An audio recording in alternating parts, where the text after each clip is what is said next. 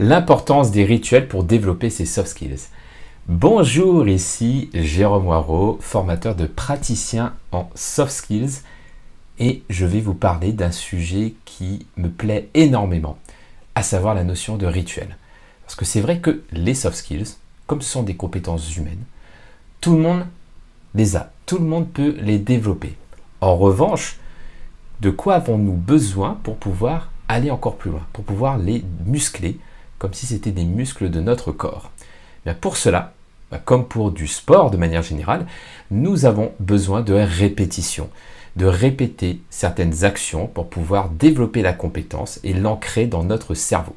D'ailleurs, c'est la répétition, en l'occurrence, qui va créer le chemin neuronal et qui fait qu'on a le réflexe ou la compétence qui s'installe. Eh bien, c'est la même chose pour les soft skills. Donc, si par exemple, vous souhaitez développer votre capacité à gérer votre stress, eh bien, ça va être la pratique répétée d'une technique de gestion du stress qui va vous amener à développer la compétence.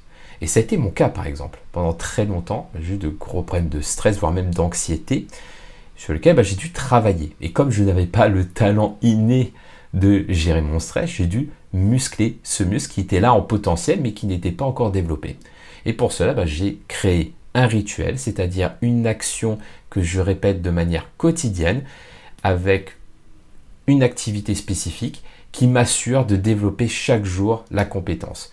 Et cette action, ça a été la pratique de la méditation en pleine conscience. Donc en effet, ce type de pratique m'a beaucoup aidé à mieux comprendre mon stress et à donc mieux le gérer. Et par la suite, j'ai pu tester d'autres techniques à travers ce même rituel que je fais le matin pour pouvoir aller un peu plus loin, toujours dans cette dynamique de gestion du stress.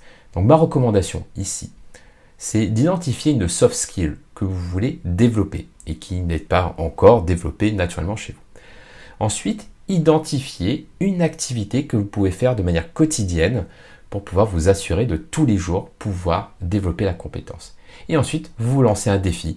Et par exemple, moi j'aime bien me donner comme défi 7 jours renouvelables. Voilà, je me donne 7 jours renouvelables, ça me donne moins de pression que me dire je vais faire ça toute ma vie, ou même faire ça pendant un an. Ça me donne beaucoup de pression, et ce qui peut-être me fait peur inconsciemment et qui m'empêche d'aller plus loin. En revanche, 7 jours, c'est accessible, c'est acceptable pour mon cerveau. Et ensuite, il suffit tout simplement de faire un renouvellement tacite de ce rituel pour pouvoir continuer à développer la compétence.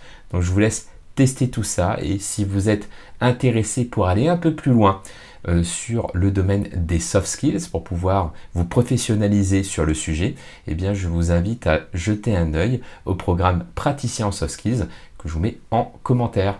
Je vous remercie et je vous dis à très vite.